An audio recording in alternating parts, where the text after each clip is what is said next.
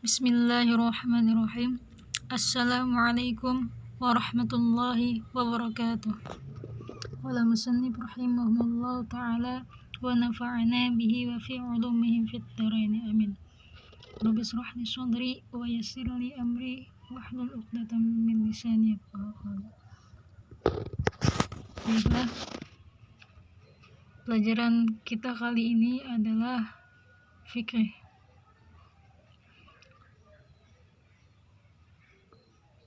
Mempelajari ilmu fikih itu wajib hukumnya bagi setiap muslim dan muslimat, sebagaimana hadis Nabi, talabul ilmi faridatun ala kulli muslimin wal muslimat. Menuntut ilmu itu wajib bagi setiap muslim dan muslimah. Yang dimaksud wajib di sini ilmu apa? Yaitu ilmu agama. Fikih ini ilmu syariat, yaitu ilmu agama yang wajib untuk dipelajari. Maka untuk itu ulun coba menjelaskan, menerangkan dari awal pembelajaran fikih. Ini adalah kitab tangga pelajaran ibadah. Pendahuluan. Yang pertama kita membahas tentang hukum Islam. Hukum Islam itu ada 5.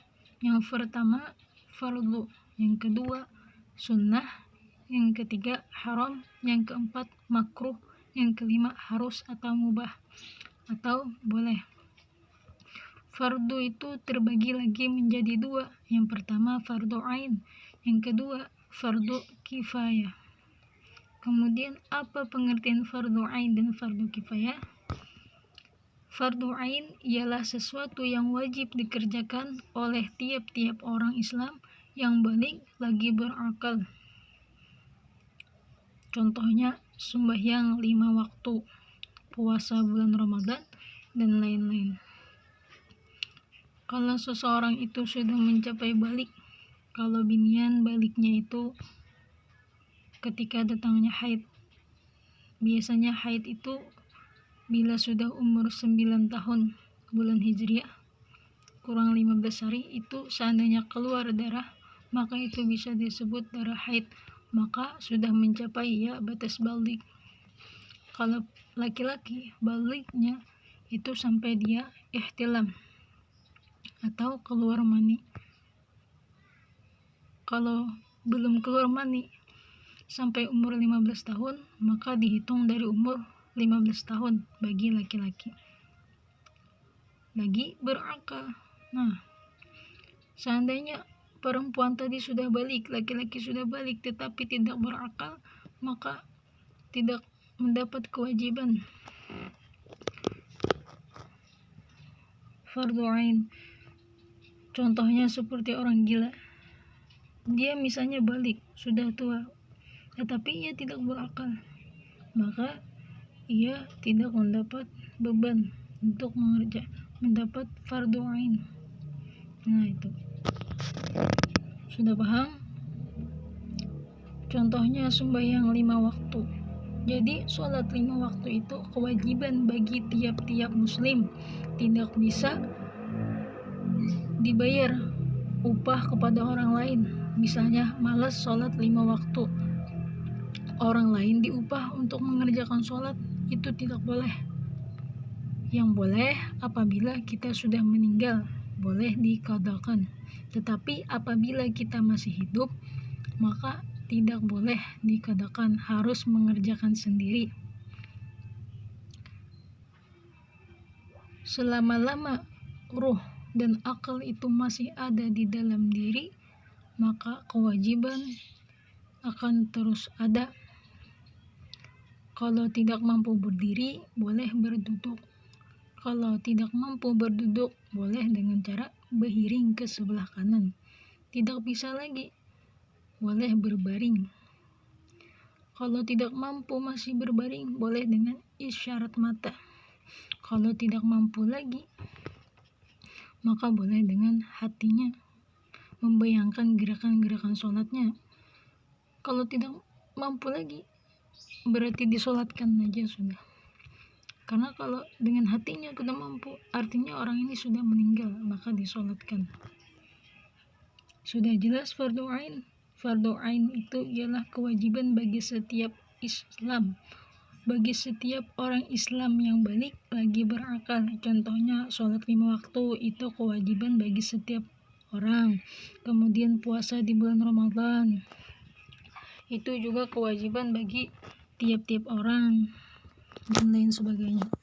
Kemudian pengertian fardu kifayah ialah sesuatu yang wajib dikerjakan oleh sekalian orang Islam yang balik lagi berakal, dan apabila ada salah seorang atau sekumpulan mengerjakannya, maka yang lainnya tidak berdosa. Contohnya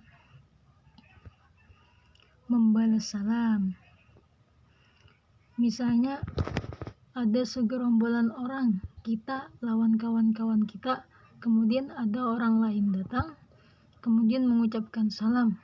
Seandainya sudah ada yang mewakili dari kelompok kita menjawab salam, maka yang lainnya tidak berkewajiban lagi menjawab salam. Sudah gugur kewajibannya, karena satu orang sudah menjalankan kewajibannya. Kemudian contoh yang lain fardu kifayah yaitu sembahyang jenazah dan lain-lain. Jadi bila ada orang meninggal di kampung, sebagian saja yang menyolati jenazah, maka tidak berdosa yang lainnya. Beda dengan fardu ain. Seandainya fardu ain, maka seluruh yang balik dan berakal di kampung harus menyolatinya, tetapi tidak dengan sholat jenazah. Tidak dengan sholat jenazah.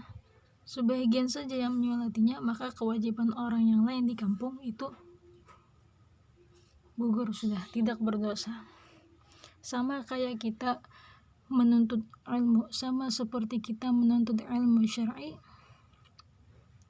Seandainya seluruh orang yang di kampung itu tidak memiliki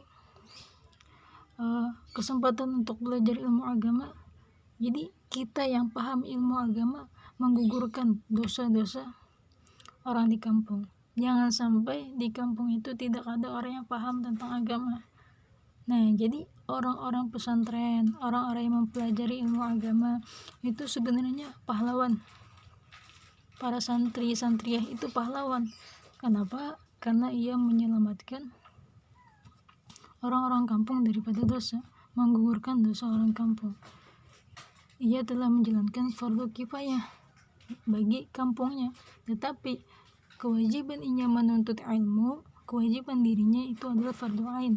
Tetapi karena ia mempelajari ilmu agama, maka ia menyelamatkan orang kampung daripada dosa.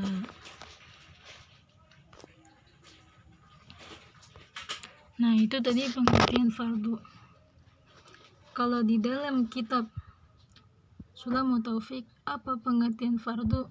Fardu itu adalah sesuatu yang apabila orang yang memperbuat kefarduan itu akan dijanjikan pahala, dan apabila orang yang meninggalkan kefarduan maka akan mendapat azab Allah Subhanahu wa taala.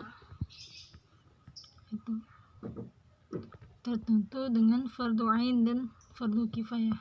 Fardu kifayah seandainya tidak ada yang menunaikannya seperti membalas salam tadi, atau tidak ada yang menyolati jenazah di kampung itu, maka berdosa sekampungan.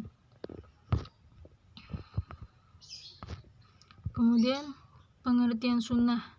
Sunnah apabila dikerjakan mendapat pahala dan ditinggalkan tiada berdosa. Kalau seperti ini tidak ada semangatnya, maka kita ganti redaksinya seperti sunnah itu apabila dikerjakan mendapat pahala dan ditinggalkan rugi. Jujurlah, jujur. Contohnya mendarasi Al-Quran. Membaca Al-Quran itu sunnah. Membaca Al-Quran itu sunnah, tetapi apabila ditinggalkan memang tidak berdosa, tetapi rugi. Kemudian contoh yang sunnah lagi adalah sembahyang tarawih. Nah, memang dasarnya hukum salat tarawih adalah sunnah, tetapi apabila tidak dikerjakan maka rugi, karena Sholat tarawih ini hanya dikerjakan di bulan Ramadan setahun sekali, rugi kalau kada umpat. Kemudian pengertian haram, apabila dikerjakan mendapat dosa dan ditinggalkan mendapat pahala. Nah, definisi mendapat pahala ini adalah apabila sesuatu perbuatan haram itu yang memungkinkan kita mendapatkan kesempatan untuk mengerjakannya, tetapi kita memilih untuk tidak mengerjakannya, maka di situ kita mendapat pahala. Contohnya, kita tahu mabuk-mabukan itu haram. Kita ada kesempatan memperbuatnya. Misalnya dekat rumah ada orang yang menjual miras dan kita memiliki uang. Kita ada kesempatan membelinya, tetapi kita menjauhinya. Nah, di situ kita mendapat pahala. Tetapi seandainya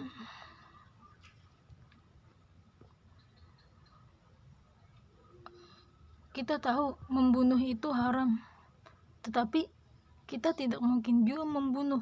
Kesempatan kita membunuh tidak ada, kita takut membunuh orang, maka itu tidak mendapatkan pahala.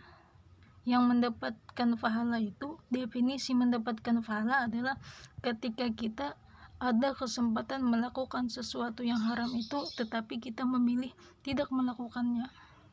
Jadi haram itu adalah apabila dikerjakan mendapat dosa dan ditinggalkan mendapat pahala. Jelas sudah tadi definisi mendapat pahala. Contohnya mencuri. Nah, kita ada kesempatan mencuri, tetapi kita tidak ingin mencuri. Misalnya kita silaturahmi ke rumah teman, ada barang-barang bagus, ada kesempatan kita mencuri, tetapi kita tidak mencuri, kita tahu itu haram. Nah, ada kesempatannya itu yang disebut kita mendapat pahala. Kalau misalnya kita di rumah aja, di rumah sendiri misalnya, kan di rumah kada ada kesempatan mencuri barang orang lain, kan cuman ada barang kita. Nah, tidak ada kesempatan itu, maka tidak termasuk daripada definisi yang mendapat pahala ini. Contohnya lagi merampok, sama aja. Contohnya berzina, kemudian minum arak atau minuman keras. Yang keempat adalah makruh, apabila dikerjakan tidak berdosa dan ditinggalkan mendapat pahala. Makruh itu adalah sesuatu yang melawani sunnah. Itu makruh itu kan sesuatu yang dibenci, harus ditinggalkan. Kalau ditinggalkan mendapat pahala. Contohnya tidur sesudah sembahyang asar. Di dalam kitab Ta'lim, bila orang itu tidur sesudah asar, maka mewarisi sifat gila atau sifat pikun. Atau tidur sesudah subuh, salat subuh, itu mewarisi fakir. Kemudian berkata-kata ketika waktu buang air, artinya BAB misalnya, atau buang air kecil dalam tandas, itu berkata-kata sesuatu yang tidak perlu, maka itu makruh. Kalau darurat, misalnya mama menakuni kunci kendaraan di mana misalnya, boleh menjawab tapi mulutnya ditutupi, itu darurat. Kalau sengaja makruh. Misalnya ada yang bertanya, apa hukumnya menjawab salam ketika di dalam WC? Haram, tapi balas ketika sudah keluar. Tetapi apa hukumnya orang yang memberi salam kepada orang yang di dalam WC dengan sengaja? Maka itu pun juga haram. Kemudian yang terakhir adalah harus atau mubah atau boleh, apabila dikerjakan tidak berpahala dan ditinggalkan tidak berdosa. Contohnya makan, minum, tidur, dan lain-lain. Tapi makan, minum, dan tidur ini bisa menyebabkan kita dapat pahala dan juga dapat dosa. Contohnya, misalnya kita makan, niatnya supaya kita kuat untuk ibadah kepada Allah. Minum supaya kita bisa ibadah kepada Allah. Segala sesuatu itu kan niatkan untuk ibadah, supaya bernilai ibadah. Tidur pun begitu, misalnya tidur qailullah sebelum zuhur, niatkan supaya bisa bangun tahajud, seperti itu. Kalau makan misalnya mau makan, seandainya tidak makan nanti tidak bisa pergi ke diskotik misalnya, tidak bisa mengerjakan maksiat misalnya. Nah, itu makannya itu dihukumi haram. Kenapa? Karena dengan makannya itu ia niat mengerjakan dosa. Nah, jadi kembali lagi yang mubah atau yang harus ini dikembalikan kepada niatnya. Kalau niatnya ingin mengerjakan yang baik-baik, yang sunnah, maka akan mendapat pahala. Tapi sebaliknya, kalau ingin mendapatkan dosa, maka niatnya yang jelek-jelek. Kemudian yang terakhir, di dalam kitab usul fikih Mabadi Awaliyah itu ada nanti yang namanya rukhsah. Rukhsah itu keringanan hukum yang tidak keluar daripada asalnya hukum, tapi supaya memudahkan untuk orang lain. Contohnya, boleh berbuka puasa bagi orang yang musafir. Ditakutkan kalau tidak berbuka puasanya nanti dia pingsan atau mendapat penyakit yang berat. Dan bolehnya makan bangkai bagi orang yang sangat-sangat kelaparan, misalnya tersesat di hutan misalnya. Tetapi ada batasnya. Makan bangkainya itu sebatas menyambung kehidupan, tidak boleh berkenyang-kenyang. Nah, mungkin sampai di sini dulu. Jika ada yang belum paham, bisa ditanyakan. Salah dan hilaf, mohon maaf. Wassalamualaikum warahmatullahi wabarakatuh.